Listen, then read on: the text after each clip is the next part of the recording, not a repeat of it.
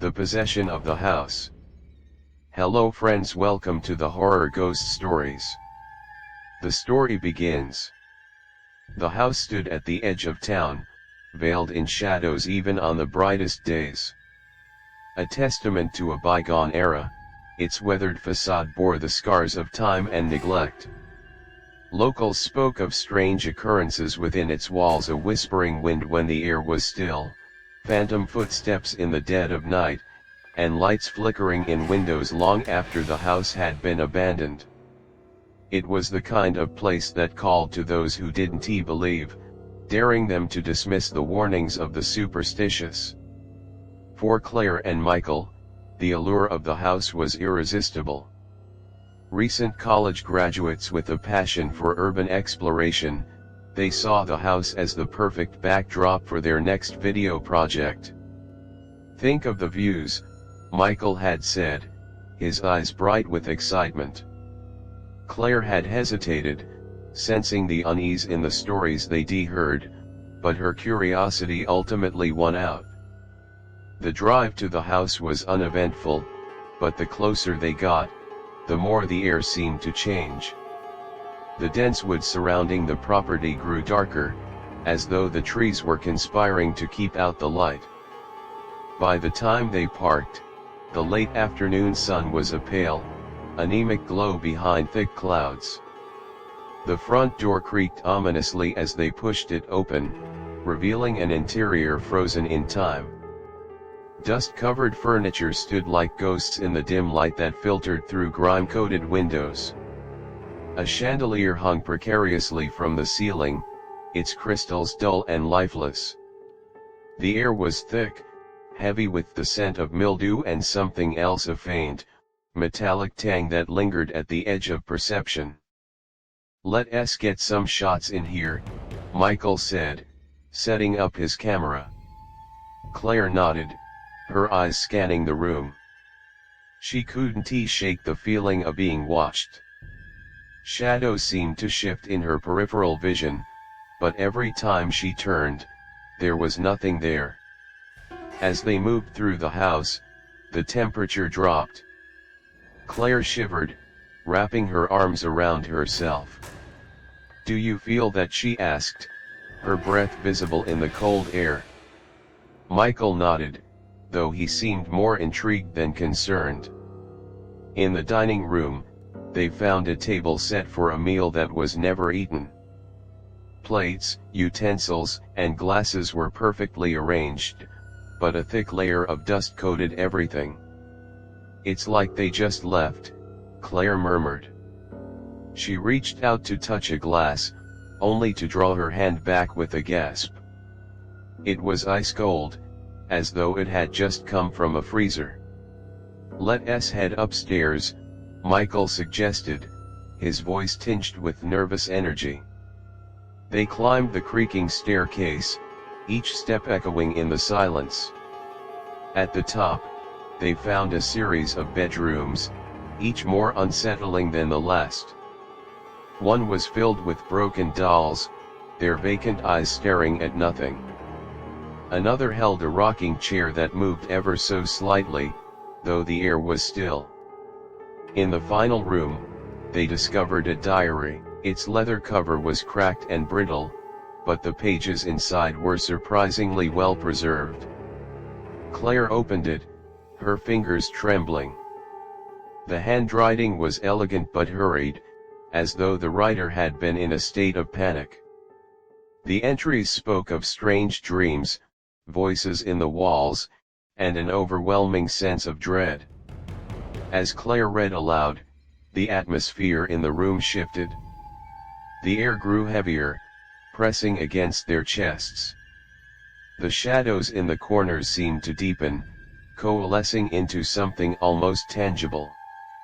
Michael's camera began to glitch, the screen flickering with static. "I think we should go," Claire said, her voice barely above a whisper. Michael hesitated, then nodded. But as they turned to leave, the door slammed shut with a force that rattled the windows. The sound reverberated through the house, followed by an eerie silence. Panic set in as they tried to open the door, but it wouldn't budge.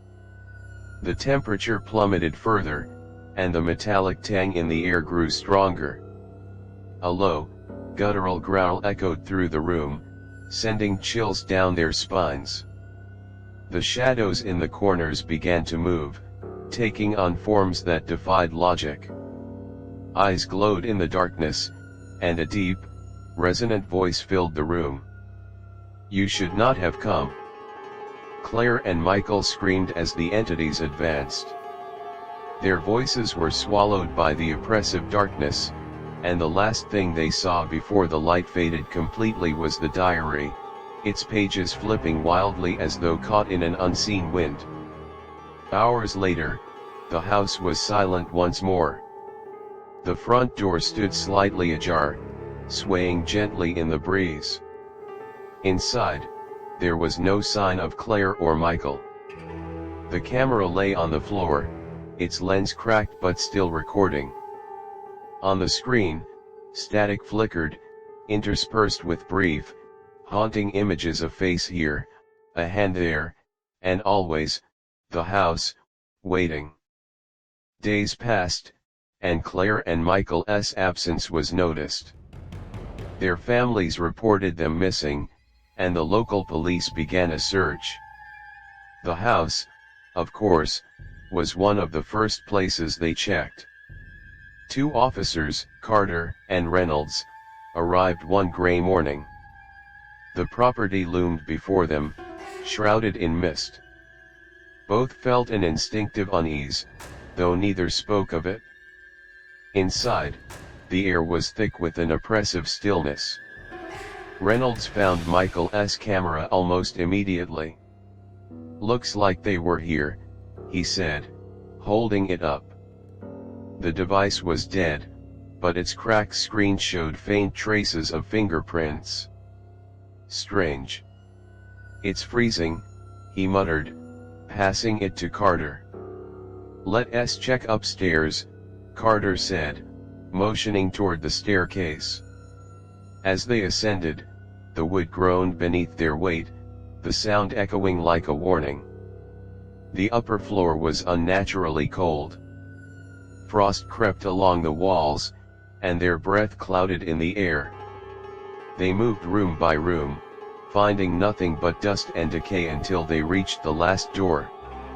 It was shut tight, and Carter had to throw his shoulder into it to force it open. Inside, the room was pristine, untouched by time. The bed was made, the curtains hung neatly, and a faint scent of lavender lingered in the air. On the bedside table lay the diary. Reynolds picked it up, flipping through its pages. The writing became more erratic the further he read. At first, it described small disturbances, objects moving on their own, whispers at night. But soon, the entries spoke of possession, of a force taking over the house. "It's like the place is alive," Reynolds muttered, but his voice faltered as he read the final entry aloud. "I have tried to leave, but it won't let me. It wants us to stay. It needs us to stay. I hear it now, calling my name. It's in the walls, in the floor, in me." As the last word left his lips, a sharp crack split the air.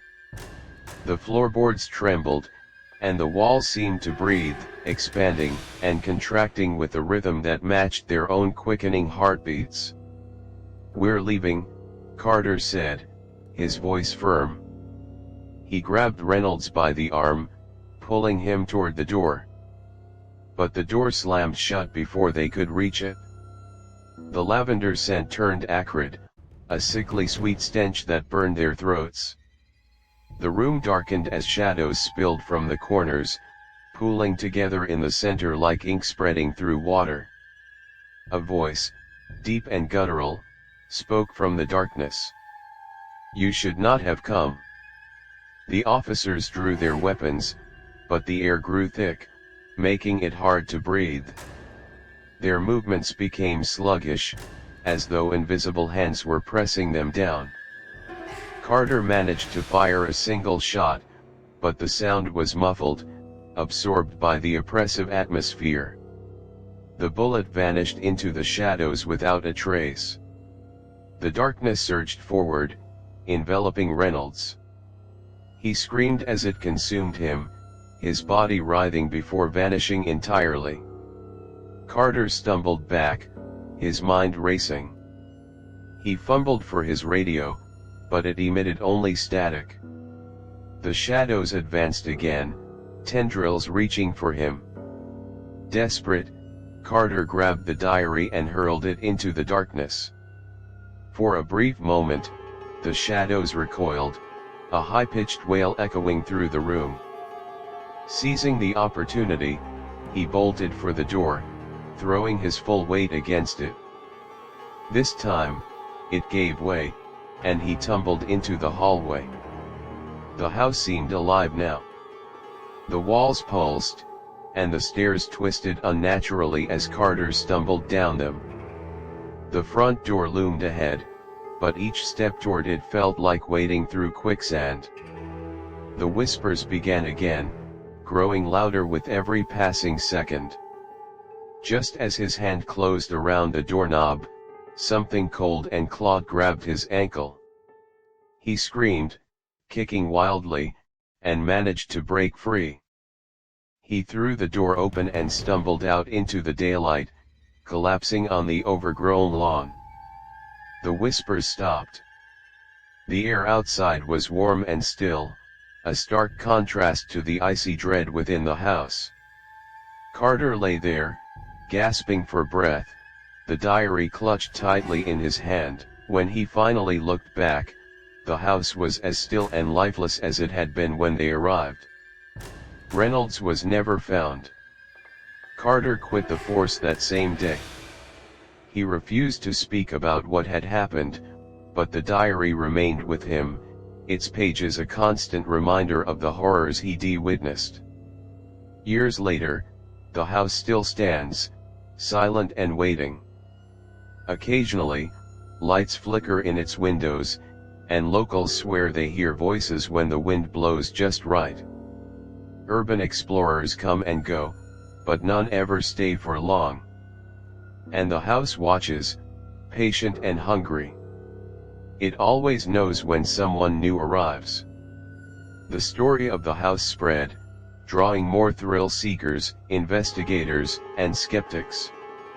Some sought to uncover the truth about the disappearances. Others dismissed it as mere folklore.